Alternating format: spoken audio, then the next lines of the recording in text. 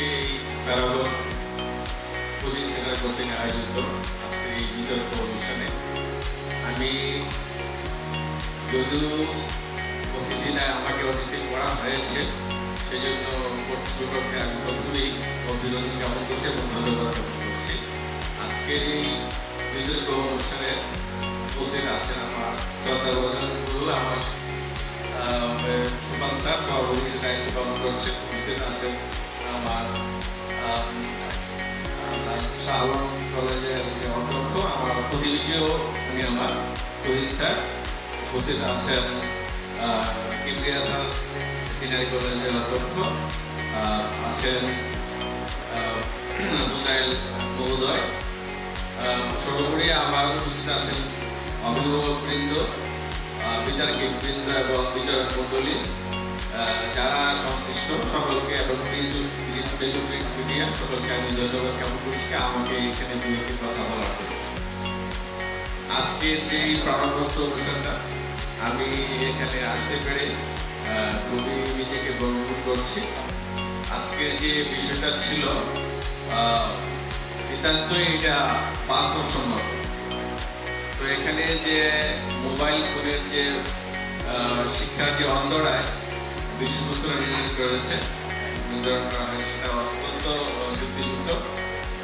Mobile ফোনের মাধ্যমে কিন্তু অনেকেই জীবন মুক্তির বয়সী ছেলেদের দেখা যায় যে অনেকে আসক্ত হয়ে গেছে। এটার একটা সত্যি যে কাহিনী আমি এবার উপলব্ধি করেছিলাম। আমার যে কেন্দ্রে ছিল পরীক্ষা কেন্দ্র ছিল আমার স্কুলে, তো পরীক্ষা চলাকালীন সময়ে একটি স্টুডেন্ট পরীক্ষার মতো সুস্থ হয়ে গেল। তো পরবর্তীতে জানতে পারলাম যে তার মায়ের সাথে তার যে মোবাইল নিয়ে ঝগড়া হয়েছে, এই জন্য রাত্রে পড়ে নেই, সে পরীক্ষার আনে নাই। তারপরেও আমি পরীক্ষা দেওয়ার ব্যবস্থা করেছি।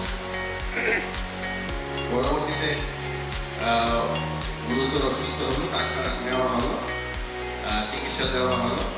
তারপরে তার হাতের মধ্যে একটা ইনজিউরি হলো। বাসার মধ্যে সে একটা প্রায় এলইডি মনিটর টিভি ছিল, এটাও ভাঙলো, একটা মোবাইল ফোন ভাঙলো। তো পরবর্তীতে দেখলাম যে 2 দিন পরে ওর বাবার সাথে আমার কথা বলা আনলাম, আপনার ছেলের কি অবস্থা? স্যার, আমার ছেলেকে তো একটা মোবাইল ফোন কিনে দিয়েছি, এখন তো 30,000 টাকা, এখন কি পড়াশোনা করে খেতে স্যার? এখন পড়াশোনা করতেছে এবং সে ভালো থেকে যাচ্ছে। আমি যতটুকু প্রত্যেকদিন যেহেতু আমি কেন্দ্র সচিব ছিলাম, পরীক্ষা দেওয়ার পর আমি এই কক্ষের মধ্যে আমার একটা স্পেশাল কেয়ার ছিল যে এই স্টুডেন্টটা কি পরীক্ষা দিচ্ছে।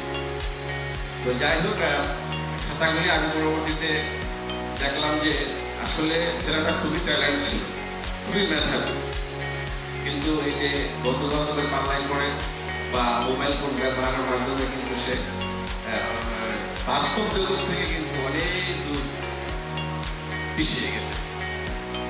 তো এটার উদাহরণটা এই জন্য বললাম যে এই আসলে দোষটা কিন্তু মোবাইলের মোবাইল দোষটা হচ্ছে আমরা যারা ব্যবহার করি, এটার যদি আমরা সৎ ব্যবহার না করি, অপব্যবহার করি, তাহলে কিন্তু এটার ফলাফল কিন্তু আমরা নিজেরাই ভোগ করি।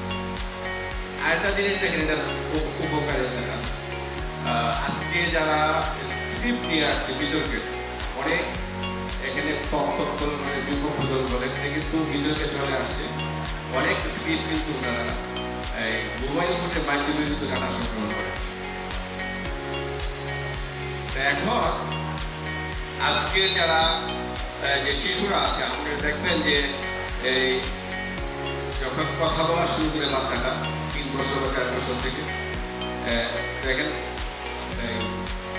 প্রাথমিক লেভেলে এই ছেলে মেয়েগুলা কিন্তু আমাদের চেয়ে অনেক ট্যালেন্ট আছে। কারণ হচ্ছে এদের ওই যে মোবাইলের মাধ্যমে অনেক কিছু এরা শিখতে পেরেছে।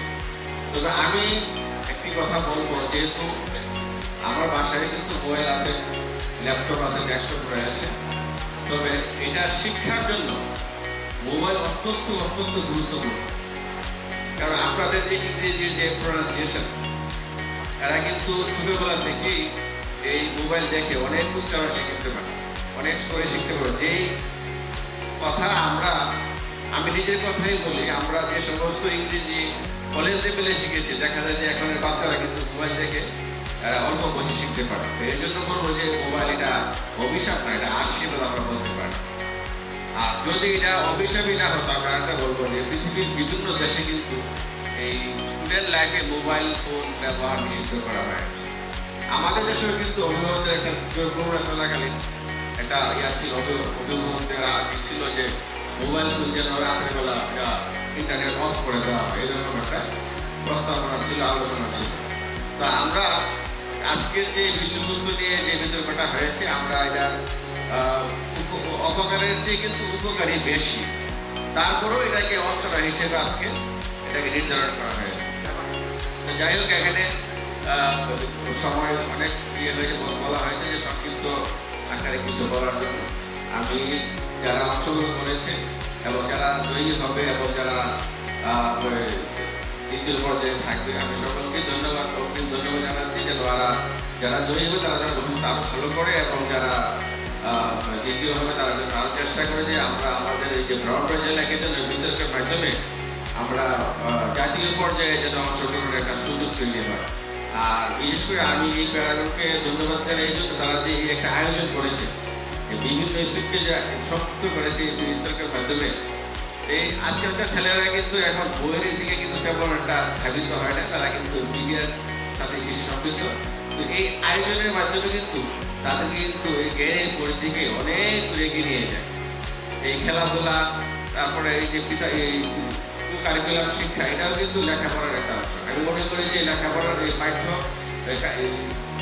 একাডেমিক শিক্ষার পাশাপাশি এই জিনিসগুলি থাকলে ছেলেমেয়েরা কিন্তু আপনার অনেক দূর এগিয়ে যায় এবং নিজেকে সে বাস্তবতার সাথে মিল রেখে নিজেকে গড়ে তুলতে পারে।